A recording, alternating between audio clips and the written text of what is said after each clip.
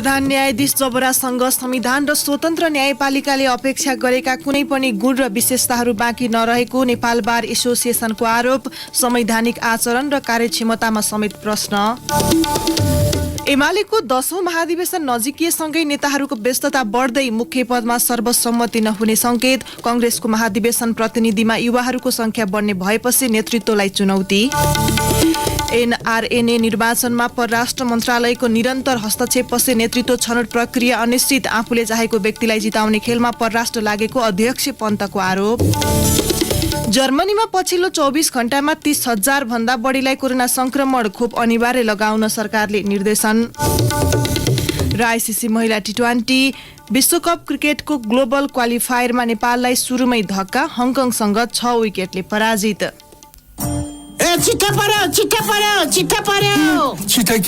नमस्कार, कान्तिपुर डायरीको साथमा साथी सन्तोष र म केशु। समाचार अब विस्तारमा। प्रधान न्यायाधीश चोलेन्द्र शमशेर जबराको बहिर्गमनका लागि अग्रसरता लिन आग्रह गर्दै नेपाल बार एसोसिएसनले प्रतिनिधि सभाका सभामुख, राष्ट्रिय सभाका अध्यक्ष र संघीय संसदमा प्रतिनिधित्व गर्ने दलहरूलाई हिजो ज्ञापन पत्र बुझाएको छ। कार्तिक 14 गतेदेखि जबराको राजीनामा माग गर्दै आएको बारले तेस्रो चरणको आन्दोलन कार्यक्रम अन्तर्गत हिजो दलहरूलाई ज्ञापन पत्र बुझाएको हो। बारले जबरालाई विभिन्न गम्भीर आरोप लगाउँदै उनी किन प्रधान न्यायाधीश पदका लागि योग्य छैनन् भन्ने विवरण ज्ञापन पत्रमा उल्लेख गरेको छ। पत्रमा भनिएको छ, प्रधान न्यायाधीश जबरासँग संविधान र स्वतन्त्र न्यायपालिकाले अपेक्षा गरेका कुनै पनि गुण र विशेषताहरू अब बाँकी रहेनन्। जबरा निरन्तर कार्यपालिका शक्तिको प्रभावमा परेको, न्यायालयको साख, इज्जत, प्रभावकारिता र जनआस्थालाई श्रीवृद्धि गर्ने संवैधानिक दायित्वबाट पूर्ण रूपमा विमुख भएको तथा उनमा न्यूनतम पदीय जिम्मेवारी, संवैधानिक आचरण र नैतिकता एवं कार्यक्षमता समेत देखिएको छैन। बारले आन्दोलन, जनताको सर्वसुलभ न्यायको प्रत्याभूति, समग्र न्यायपालिकाको सुधार, असक्षम, अनैतिक, गैर जिम्मेवार र भ्रष्ट प्रधान न्यायाधीशको बहिर्गमन र भ्रष्टाचारको विरुद्धमा केन्द्रित रहेको भन्दै सबै दल, न्यायकर्मी र सेवाग्राहीलाई न्यायपालिका सुधारको पक्षमा उभिन समेत आग्रह गरेको छ। संघदेखि प्रदेशसम्मका 5वटा सरकार गुमाएको एमाले आगामी माघमा हुने राष्ट्रिय सभा निर्वाचनमा थप 8 सदस्य पनि गुमाउने सम्भावना छ। राष्ट्रिय सभामा एमालेका 23 सदस्य छन्। तीमध्ये एमालेका 8, माओवादी र एकीकृत समाजवादीका 4, कंग्रेसका 3 र मनोनित 1 जनाको कार्यकाल फागुन 20 मा सकिँदैछ। रिक्त हुने पदमा आगामी माघ 12 मा निर्वाचन हुँदैछ। यो निर्वाचनमा सत्ता गठबन्धनमा रहेका कंग्रेस, माओवादी, एकीकृत समाजवादी र जनता समाजवादीले सहकार्य गर्ने निर्णय गरेका छन्। माओवादी नेता लीलामणि पोखरेलले भन्नुभयो, गठबन्धनले राष्ट्रिय सभाको निर्वाचनमा सहकार्य गर्ने निर्णय भइसकेको छ। कसले कति संख्या लिने भन्ने चाहिँ निर्णय हुन बाँकी छ। दलहरूबीच अहिले जसको म्याद सकिन्छ त्यो उसैले लिने सहमति भएको, तर एमालेको 8 सिटमा कसले कति लिने भन्ने टुङ्गो लाग्न बाँकी रहेको कंग्रेसका एक नेताले बताए। राष्ट्रिय सभा सदस्यको कार्यकाल सकिनु 35 दिन अघि नै निर्वाचन गराइसक्नुपर्ने कानूनी व्यवस्था अनुसार सरकारले माघमा निर्वाचन गर्न लागेको हो। आयोगका सहायक प्रवक्ता कोमल धमलाले भन्नुभयो, निर्वाचन आयोगले चाँडै कार्यतालिका सार्वजनिक गर्नेछ। निर्वाचन घोषणासँगै दलहरू भने अङ्क जोड घटाउन लागेका छन्। मतदाताको संख्या विश्लेषण गर्दा पनि गठबन्धनको तुलनामा एमाले प्रदेश 1 बाहेक अन्य 6 वटै प्रदेशमा कमजोर देखिन्छ। फागुन 20 मा कार्यकाल सकिन लागेका राष्ट्रिय सभा सदस्य तथा एमाले नेता खिमलाल भट्टराईले भन्नुभयो, प्रदेश 1 बाहेक अन्यत्र हामी कमजोर देखिएका छौं। अन्य प्रदेशमा जित्न हामीले धेरै मेहनत गर्नुपर्ने देखिएको छ।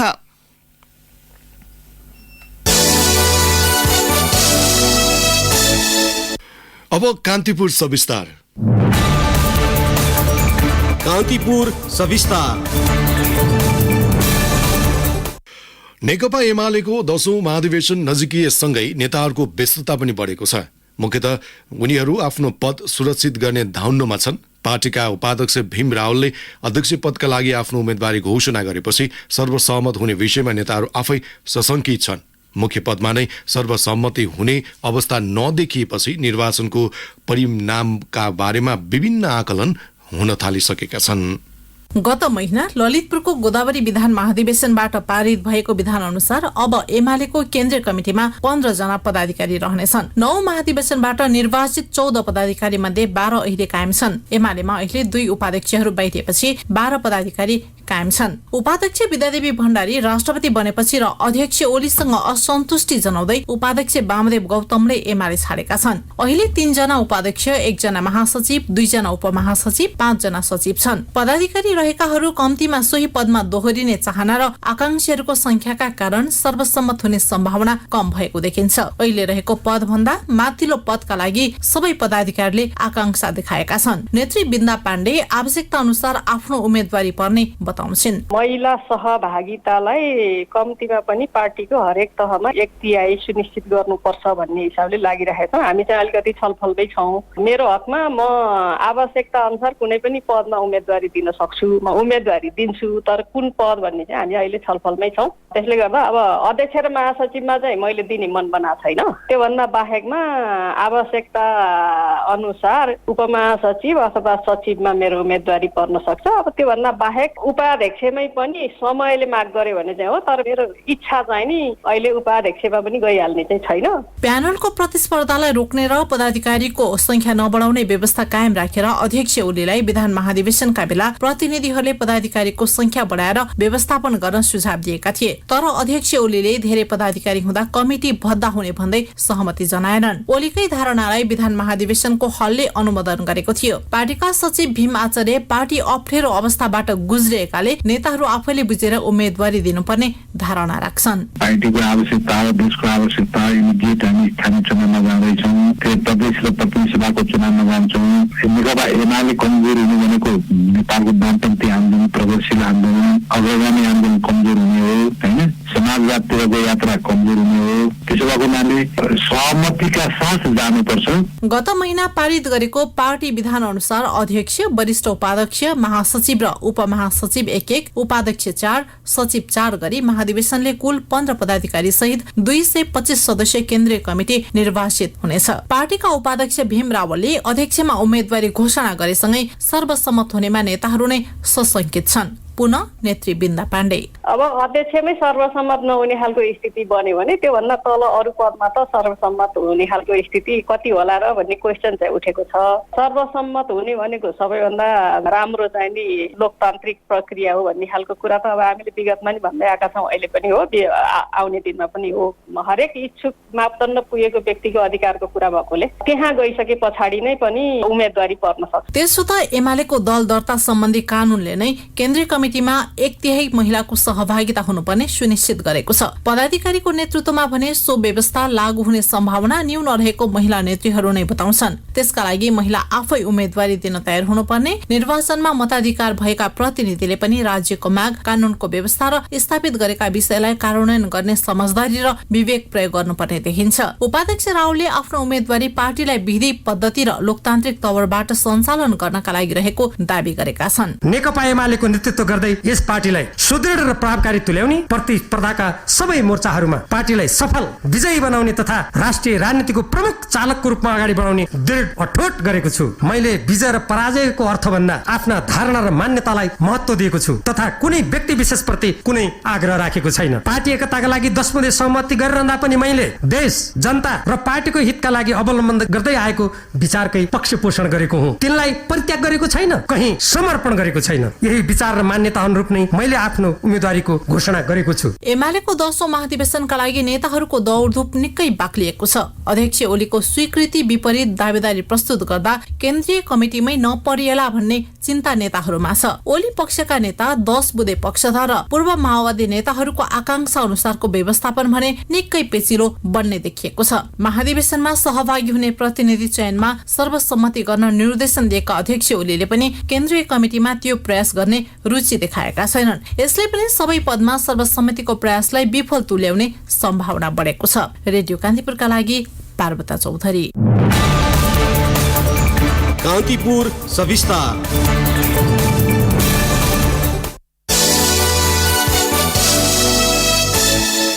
कान्तिपुर डायरीमा अब ब्रेकको पालो। के छ साथी, निकै हतारमा छौ त? हेर न, ब्रेक टाइम हुन लागिसक्यो। कान्तिपुर डायरीमा अब बाँकी प्रसंग। गैर आवासीय नेपाली संघ एनआरएनएको निर्वाचनमाथि परराष्ट्र मन्त्रालयले निरन्तर हस्तक्षेप गर्दा नेतृत्व छनौट प्रक्रिया अनिश्चित बन्न पुगेको छ। महाधिवेशन प्रतिनिधि सम्बन्धी विवाद रहेको भन्दै परराष्ट्रले फेरि चुनावी तालिका स्थगित गर्न निर्देशन दिएको हो। एनआरएनएले परराष्ट्रसँग समन्वय गरी गत शुक्रबार निर्वाचनको नयाँ मिति मंसिर 29 का लागि सार्वजनिक गरेको थियो। शुक्रबार नै परराष्ट्रले पत्राचार गर्दै अन्तर्राष्ट्रिय समन्वय परिषदलाई निर्वाचन नगर्न निर्देशन दिएको हो। परराष्ट्रले संघलाई गरेको पत्राचार अनुसार अब निर्वाचन गराउने जिम्मेवारी एनआरएनएको संरक्षक परिषदलाई तोकिएको छ, जसको नेतृत्व एनआरएनएका पूर्व अध्यक्ष शेष घलेले गरिरहनु भएको छ। यसको अर्थ कुमार पन्त अध्यक्ष रहेको संघको वर्तमान अन्तर्राष्ट्रिय समन्वय परिषदले निर्वाचन गराउन पाउने छैन। अध्यक्ष पन्तका अनुसार विद्यमान कानूनी व्यवस्था र संघको विधान अनुसार परराष्ट्रले निर्वाचन स्थगित गर्न निर्देशन दिने, निर्वाचन गराउने अधिकार तोकिदिने व्यवस्था छैन। पन्तले कान्तिपुरसँग भन्नुभयो, विगतमा यस्तो अभ्यास पनि थिएन। एनआरएनएको इतिहासमा सरकारबाट पहिलो पटक निरन्तर हस्तक्षेप खेपिरहनु परेको छ। परराष्ट्रको यो नाङ्गो हस्तक्षेप हो। संस्था नियन्त्रणमा लिएर आफूले चाहेको व्यक्तिलाई जिताउने खेलमा परराष्ट्र मन्त्रालय लागि परेको छ। एनआरएनएको निर्वाचनमा मतदान गर्न विभिन्न देशका गैर आवासीय नेपालीले करिब 3600 महाधिवेशन प्रतिनिधि छनौट गरेर पठाउँछन्। यसमध्ये करिब 8% अर्थात् 300 प्रतिनिधिको विषयमा विवाद छ।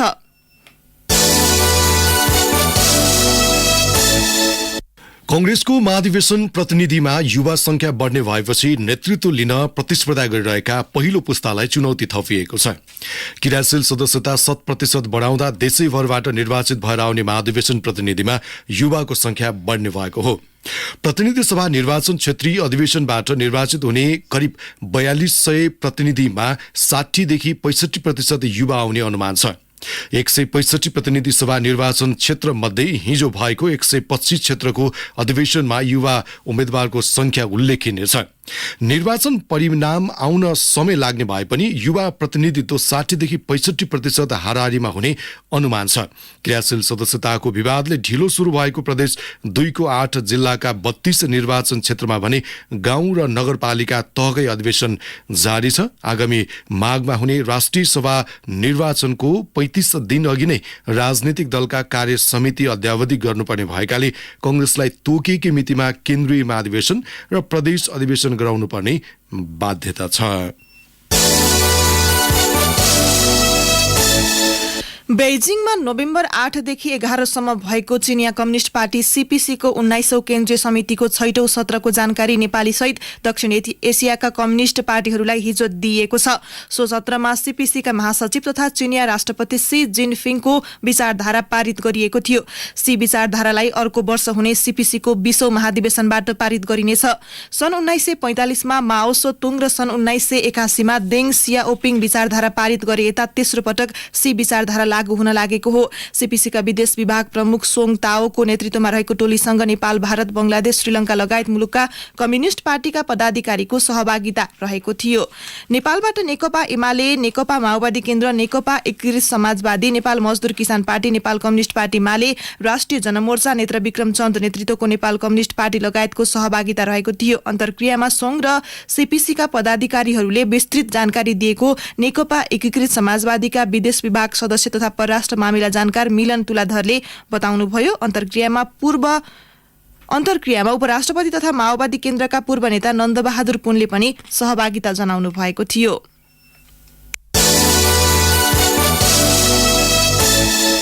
सर्वोच्चको आदेशले अघिल्लो वर्षको भर्ना प्रक्रिया रोकिएपछि लोकसेवा आयोगले यस वर्षको पदपूर्तिका लागि परीक्षा सञ्चालन गर्न थालेको छ।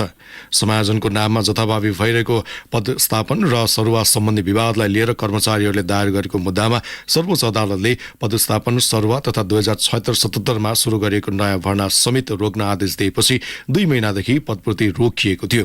आयोगका प्रवक्ता तथा सहसचिव तोयनारायण सुवेदीका अनुसार सर्वोच्चको आदेशले आर्थिक वर्ष 2076-77 को पदपूर्ति प्रक्रिया रोकिए पनि 2077-78 को पदपूर्तिका लागि परीक्षा सञ्चालन सुरु गरिएको छ।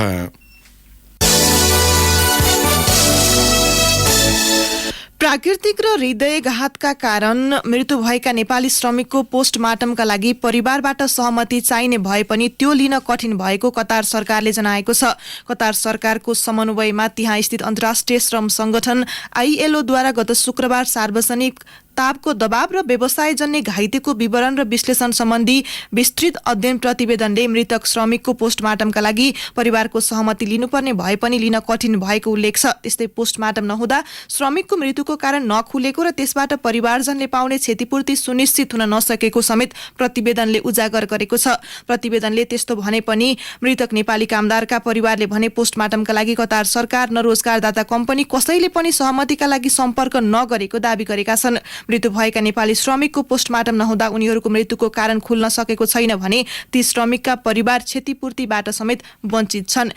यसैबीच अवैध रूपमा टर्कीबाट ग्रिस छिर्न खोजेको गाडी दुर्घटनाग्रस्त हुँदा त्यसमा सवार 15 मध्ये 7 जनाको मृत्यु भएको छ भने अन्य 8 जना घाइते भएका छन्। बेलायती सञ्चार माध्यम डेली मेलमा प्रकाशित समाचार अनुसार घाइते 8 मध्ये 2 नेपाली छन् भने अन्य 4 पाकिस्तानी र 35 वर्षीय चालक छन्। दुर्घटना भएको स्थान ग्रिसको राजधानी एन्थेसबाट 502 किलोमिटर पूर्वमा पर्छ।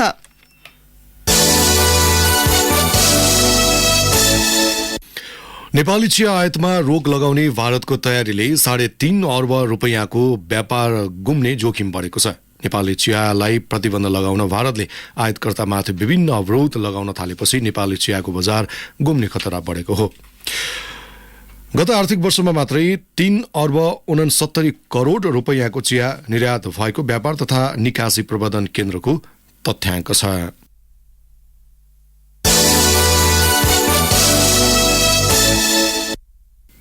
कान्तिपुर डायरीमा पुनः ब्रेकको पालो।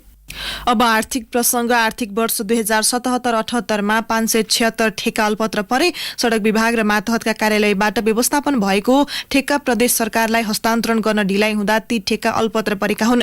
आर्थिक वर्ष 2072-73 देखि 2075-76 सम्ममा हस्तान्तरण गर्ने निर्णय भएका 1181 मध्ये 605 ठेक्का मात्र हस्तान्तरण भए। बाँकी ठेक्का हस्तान्तरण हुन नसकेका कारण अलपत्र परेको गत भदौमा सार्वजनिक महालेखा परीक्षकको 58औं वार्षिक प्रतिवेदनमा उल्लेख छ। तिनको निर्माण अझै अधुरै छ। ती ठेक्काको म्याद सकिएको र निर्माण व्यवसायीलाई दिएको मोबिलाइजेसन पेस्की 22 करोड 4,69,000 हजार बाँकी मध्ये कतिपय जमानत र कार्य सम्पादन जमानतको म्याद समेत सकिएको छ। यसले गर्दा सो पेस्की जोखिममा परेको प्रतिवेदनमा औलाइएको छ। अलपत्र ठेक्का मध्ये प्राय टुक्राइएका, अनावश्यक रूपमा ठूलो बनाएर बजेट बढाइएका र निर्माण व्यवसायीले हेलचेक्राई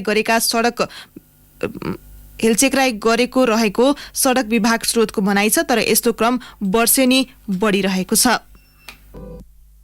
अब अन्तर्राष्ट्रिय प्रसंग। जर्मनीमा कोरोना संक्रमण तीव्र गतिमा बढ्दै गएको छ। पछिल्लो 24 घण्टामा मात्रै 30,643 मा संक्रमण पुष्टि भएको बीबीसीले जनाएको छ।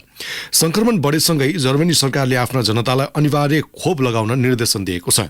खोप लगाउन अस्वीकार गर्नेहरू चिसोयामको अन्त्यसम्ममा संक्रमणकै कारण मृत्युको मुखमा पुग्न सक्ने समेत जर्मनी सरकारले चेतावनी दिएको छ।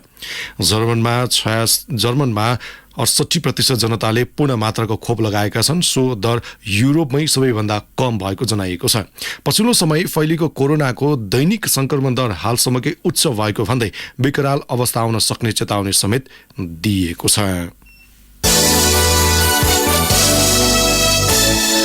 अब एउटा खेल प्रसंग। नेपाललाई आईसीसी महिला 2020 विश्वकप क्रिकेटको ग्लोबल क्वालिफायरमा पुग्ने अभियानमा सुरुमै धक्का लागेको छ। नेपाल हिजो आफ्नो पहिलो खेलमा हङकङसँग 6 विकेटले पराजित भएको हो। दुबईको आईसीसी एकाडेमी मैदानमा मारिको हिलले अभिजित 42 रन जोडेपछि 105 रनको लक्ष्य पछ्याएको हङकङले 2 ओभर बाँकी छँदै खेल आफ्नो पक्षमा पारेको हो। नेपाली बलरहरू निष्प्रभावी रहेको खेलमा ओपनर मारिकोले नतासा माइलसँग तेस्रो विकेटमा 24, कप्तान केरी चानसँग चौथो विकेटमा 28 र इस्मा लाईसँग 5औं विकेटमा अभिजित 26 रनको साझेदारी गरेकी थिइन्। प्लेयर अफ द म्याच मारिकोले 38 बलमा 4 चौका प्रहार गरिन्। नतासाले 16, केरीले 17 र इम्माले अभिजित 14 रन जोडे। नेपालका अनुभवी खेलाडी करुणा भण्डारी र कप्तान रुबिना छेत्री विकेट विहीन रहे। कविता कुँवर, सबनम राई र सीता राणा मगरले एक विकेट लिए। यसअघि टस हारेर ब्याटिङ गरेको नेपालले सीता राणा मगरको 40 रनको सहयोगमा 104 को योगफल खडा गरेको थियो। इनिङ्सको दोस्रो बलमै ओपनर कविता कुँवर खाता नखोल्दै आउट भएपछि आएकी काजल श्रेष्ठले 23 बल खेलेर 4 रन मात्र बनाइन्। ओपनिङमा आएकी सीताले इन्दु वर्मासँग तेस्रो विकेटमा 81 रनको साझेदारी गर्दै इनिङ्स उकासेकी थिइन्। इनिङ्सको 2 बल बाँकी छँदा रन आउट भएकी इन्दुले 37 बलमा 3 चौका सहित 31 रन जोडिन्। अभिजित रहेकी सीताले 58 बल खेलेर 4 चौका प्रहार गरिन्। कप्तान रुबिना 2 रनमा अभिजित रहिन्। हङकङका बेटी चान र केरी चानले एक विकेट लिए। पहिलोपल्ट ग्लोबल क्वालिफायरमा छनौट हुने लक्ष्य लिएको नेपाललाई पहिलो हारले ठूलो धक्का लागेको छ। नेपालले आज भुटानसँग खेल्दैछ। र अन्त्यमा अब मौसम सम्बन्धी जानकारी। काठमाडौँ उपत्यका सहित मुलुकका अधिकांश भूभागमा मौसम सामान्यतया सफा रहने मौसम पूर्वानुमान महाशाखाले जनाएको छ।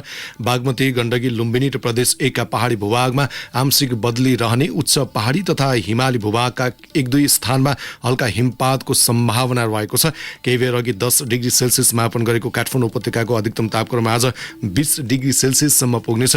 सूर्योदय बिहान 6:30 भयो भने सूर्यास्त साँझ 5:09 मिनेटमा हुनेछ। हवस् त यिनै प्रसङ्गसहित कान्तिपुर डायरीको यो बुलेटिन अहिलेलाई यही सकिन्छ। साथी सन्तोष र म केशु बिदा हुन्छौ। नमस्कार।